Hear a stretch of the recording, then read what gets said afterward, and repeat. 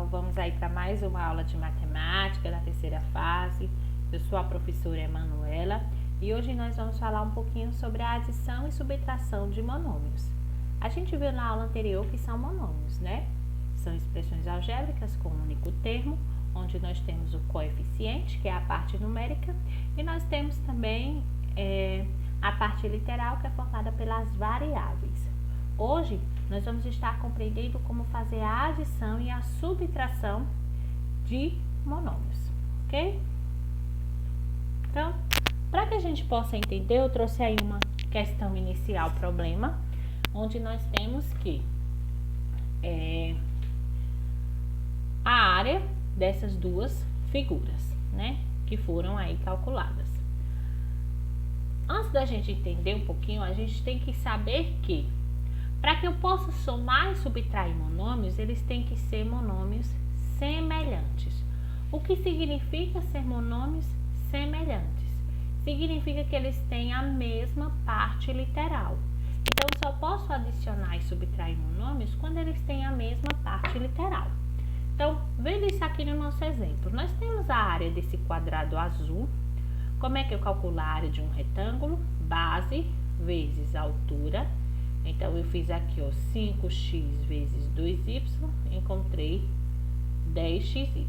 Então, essa é a área 1. A área 2, 2x vezes y, eu encontrei 2xy. Para saber a área total dessa imagem, eu faço o quê? Eu somo as duas áreas iniciais. As duas áreas que eu tinha calculado separadamente. Então, vejam só, para que essa soma seja permitida, os números têm que ter aqui a mesma parte literal. Esse meu monômio tem que ter a mesma parte literal, o que de fato acontece.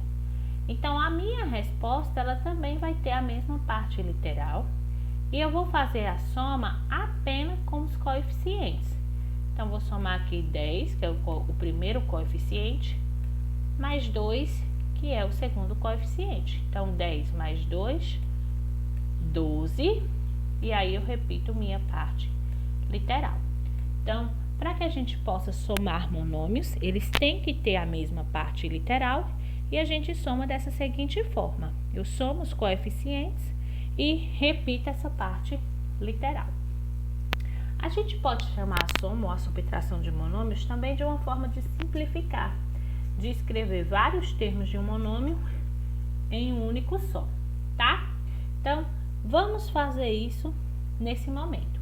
Então, observe inicialmente aqui, ó, no nosso primeiro exemplo, que todos eles têm a mesma parte literal. Então, eu vou repetir essa parte literal, que é AB ao quadrado, ok?